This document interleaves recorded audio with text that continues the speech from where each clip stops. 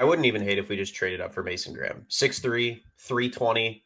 He's insanely talented. He's really that good. feels like I haven't watched Mason Graham very much, but that seems like a body type that's more built for the wide 9. Yeah, I mean, I think if like you need to get aggressive. We haven't gotten aggressive since Trey Lance, and yes, you got burnt, but who cares? You have to stay aggressive. The Eagles aren't upgrading their defense like they are with rookies. Quinion Mitchell, Cooper DeJean, Jalen Carter. They have all these stud year 2 or year 1 guys because they're getting aggressive. They're getting who they want. Like these guys are the best we can get for their position, and they're going to make us incredible. So if I was the Niners, get aggressive, man. You're at 11. You can get someone like Mason Graham. I don't understand the Abdul Carter. I think he's going to be on top 3. But, yeah, I mean, dude, if he's there at 7, yeah, trade up. Go get him. Like, get someone like that and then fix D-tackle in the offseason. But get aggressive for one of these Mason Graham, Jalen Carter types or an Abdul Carter type. Like, get aggressive, please, to plug one of these holes with someone elite. Stop signing the Yadams, the whoever else we're going to sign, the Justin Reeds. Like, Justin Reed's solid, but like at least one of these positions I wants to get aggressive and get a stud. Like, not just get a dude. And you're going to have to get that in the draft because I don't think the Niners have the budget to do that this offseason in free agency while they have to pay Brock Purdy. So let's look at our sponsor, BetUS. The show is, of course, powered by BetUS. They have if you go to their website right now, they have a prop on who the Niners are going to take with their pick, which I think is so helpful. I love this. It's really informs our next topic. So according to BetUS, the odds-on favorite for the 49ers in round 1 is Shamar Stewart at plus 225. Then Jalen Walker, the linebacker, the Butkus Award winner from Georgia, plus 350. Then Abdul Carter, who, I mean, in all the mock drafts I've seen so far, he's been a top 5 pick, plus 700. Maybe they think they're going to trade up. Mykel Williams, the other edge rusher from Georgia, plus 300. So he's like the second favorite. Then James Pierce Jr. from Tennessee, plus 600. Josh Connerly Jr. plus 800. Kelvin Banks Jr., the offensive tackle / guard from Texas, plus 175. Didn't see him. So he's the odds-on favorite. Nick Scorton, the edge rusher, plus 1,600. And Armand Membu, the offensive lineman, plus 300. Who do you want in round 1? I'm really surprised Walter Nolan isn't up there, but Me too. Who I want is, out of 3 players, Abdul Carter, Mason Graham, or Will Johnson. I want one of them. One of those 3 are elite talents at their position in this draft. Go get one. One of them. Let's try to do process of elimination. They could take a corner and just take best player available, but they have some serious needs in the trenches because of how they've drafted the last few years. They could take an offensive tackle, but he'd probably have to start at guard right away. Yeah. And I don't know if the Niners are going to take a guard in round 1. Yep. They could take a defensive tackle, but like I said, it's hard to find a good fit for a wide 9, and it may not be Walter Nolan, and Mason Graham may not be available unless they trade up. And you might be able to get a 320-pound run stuffing wide 9 D tackle in round 2, considering you're not as concerned with the pass rush with that player. Like, run defense is a premium. Yeah. Also, so the way I look at it is, I think there's a reason there's a lot of edge rushers on that list.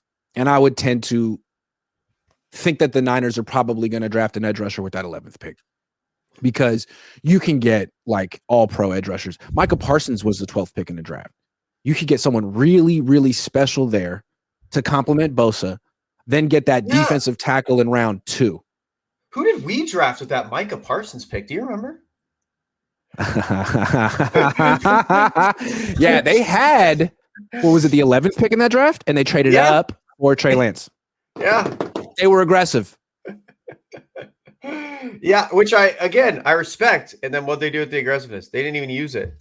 Although he got hurt, so I can't fully blame them. He kept getting hurt. I'm tending to lean toward Jalen Walker as the pick they're going to make. He played off-ball linebacker and edge rusher at Georgia. I would say he's kind of like a Micah Parsons type, because Parsons kind of can play both positions. I don't know if he's going to run a 4-3 like Parsons did, but he killed it at Georgia. He was their best linebacker, their best pass rusher. And mean, that's where Jalen Carter went. That's all those Georgia defensive linemen end up being really good. Trayvon Walker, Nolan Smith, all of them. So Okay. I don't know. I'm kind of leaning Question. toward him. If they grab Jalen Walker, do you think that signifies they're letting go of Greenlaw if he doesn't sign like a one and done? See, I think of Jalen Walker more as an edge rusher. Like, even though Really? he's 6'2", 245, like, Small. so is Parsons. And if you look, Saleh had a lot of success with the Jets with Will McDonald IV, who they drafted with the 14th pick in 2023, who's like 245. So I think what he wants is speed off the edge. Yeah, you're right. I could see that. He traded for D Ford. Nick's slow, so I could see it. Yeah. You want some speed around there. Michael Williams is kind of Alden Smithish. He's big. He's got 35-inch arms. He's going to be good too. I don't know. Man, I miss Alden Smith. He's good. See, there's some really good edge rushers that they could get there. James Pierce Jr. could be like D Ford, super quick. Yeah, no, I agree. I think that edge rusher is the most likely pick.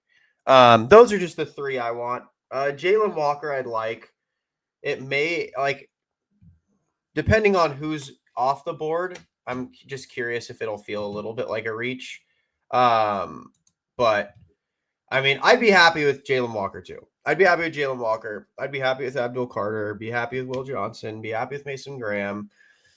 I feel like this is like the perfect draft for the Niners because I think the talent pool is really deep in the trenches. I think there's a lot of good DT talent. I think there's a lot of good edge rusher talent. Like, it would be hard for them to fumble this draft, in my opinion, when it comes to what scares me is the need at defensive tackle, because the only good defensive tackle John Lynch and Kyle Shanahan have drafted is DJ Jones. They've tried. They drafted Solomon Thomas. I don't know what position they thought he was going to play. They drafted Javon Kinlaw. I agree, but you have a lot of good, big-bodied D-tackle talent in this draft. You have Mason Graham, big body D-tackle. You have Walter Nolan, big body D-tackle. TJ Sanders, even Kenneth Grant out of Michigan. He's 6'3", 340. Alfred Collins. Yep, Alfred Collins, Texas. Derek Harmon, Oregon. Yeah. There's a ton. Like that's another reason why I feel like don't take the D tackle in round 1, because you suck at drafting that position, and there's gonna be guys in round 2 and round 3, and you're just looking for a guy who could plug the middle against the run and give you some pocket push. So be safe. Yeah, I agree. Unless Mason Graham is there, because I wouldn't blame him. Sure. If they grab Mason Graham and again, Walter Nolan's interesting. I just question if he could fit in a wide 9, but maybe he can. And I'm with you. Like, if Walter Nolan's there and it's a bit of a reach, just grab Jalen Walker. Grab someone like that, right? Yeah. Because again, like we just pointed out, there's like 8 or 9 D tackles that are big 320 plus guys that could plug the middle, that have plugged the middle on excellent defenses too. Like, these are guys from Georgia, Bama, Texas, Michigan. Like, so it's not like you're going to be, if it falls to the second round and you grab like a Kenneth Grant, who I like, or you grab an Alfred Collins, you're not going to be like, oh, darn it, we got a bad talent at D-tackle. No, you still got an incredible talent. And you don't necessarily need a 3-down player at defensive tackle either. Like, you could have a 2-down run stuffer, and then on 3rd down, you could go with Yatir Gross Matos and some other big D end at D tackle. I mean, you can always do stuff like that. Bring Collins back. Yeah, anyone like that. I think this draft is really good for the Niners. Like, it would be really hard to mess up. Tom Jensen, who writes for my website, si.com, /49ers says /NFL/49ers says Nolan is the only pass rushing DT. The big DTs can't rush the passer. Yes. Yeah. That's my thing.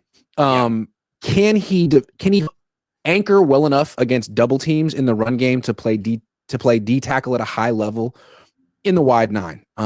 Not sure. Don't know. And he hasn't had to play that scheme. That's also our point there, Tom, is we're saying draft edge rusher with 11. So you have 2 edge rushers. You got Nick and you got whoever at 11, say Jalen Walker. They're getting your quarterback. The dude in the middle it's supposed to be just a big body brick wall. He's not supposed to move. Because what you don't want is a Javon Hargrave situation. Like, Hargrave was great in a 5-man front, and he had a ton of sack production. Then you brought him over here to the Niners, and to me, he was a straight up liability because he couldn't hold up to a double team. And he was a big reason their run defense fell off. And so they didn't have as many third and longs, and he couldn't make an impact on these one-on-one pass rushing situations as much. I would hate to be in a situation like that with Quentin Williams. And again, that's a wide non-problem. In my opinion, bro, you put Nick Bosa and another 11th pick edge rusher on the edge, your DT is going to be able to rush the passer just fine. As long as he can plug the run and get you 3rd and 7, all he needs to do is push the pocket so that the quarterback can't step up, and that Bosa and Jalen Walker, whomever, actually get to them.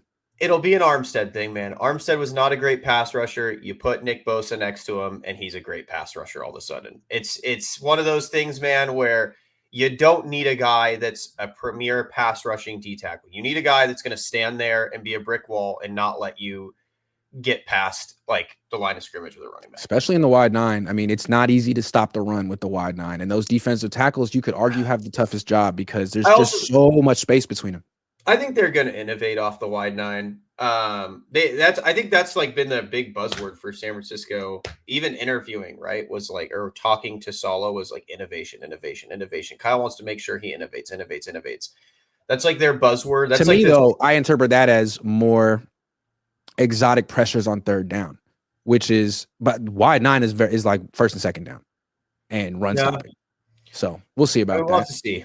Well, we'll see. Juan Carlos Montano says, and with the 11th pick, the 2025 NFL draft, the Niners pick Grantavious Cohn, University of UCLA, baby. Anoop says Kyle needs a bell cow running back to reach the Super Bowl. Oh, no. Ashton God. At 11. No, please, God, no. If Kyle's proven anything, where I will give Kyle credit, that dude makes water out of wine in running backs, dude. You don't ever reach for a running back when Kyle Shanahan's your head coach. Ever. Also, I feel like you can get premier running backs. And Kyle's going to get Cam Scattaboo in the 3rd round. So like, he's not. You don't have to draft Christian McCaffrey in the 1st round. You can trade for him when he's 26 for a 2nd and 3rd and a 4th. You don't have to draft Saquon Barkley with a top 5 pick. You could just sign him in free agency when the Giants don't know what the hell to do with him. The guy that I would get, who I feel like is being criminally underutilized, Kenneth Walker. He plays behind the worst offensive line in the league. He plays with freaking Geno. He's going to get signed. I think he's so explosive. I wish he were on Philly or Washington or playing with a dual threat quarterback. I think he'd be so freaking good. I think he could have a Saquon Barkley-esque resurgence, or not that good, but super explosive. Anyway, he's playing with a dual threat like Brock Purdy, someone that could really move that 10-yard split that Lombardi. Well, real quick before we move on and talk about Brock Purdy, I do want to remind people. Hold on. That BetUS has a casino. That's what I wanted to say. For all my followers who like slots or live casino dealers, take advantage of BetUS's amazing sign-up bonus, which is 200% up to $5,000 or 250% for crypto sign-up bonuses up to $5,000. Tyler, do you have crypto? I do, actually. Really? I do have crypto, yeah. Is that like a Gen Z thing? Do a lot of like kids in their 20s have a little bit of crypto just in case? I did. He had my uncle. He was like, yo, you should get in crypto. And I think I put like $100 in and it's worth like 50 cents. So I have crypto. I just don't have a lot of money in it. So don't take your crypto advice. That's what's up. Hey, but it's going to bounce back though. Wait for it.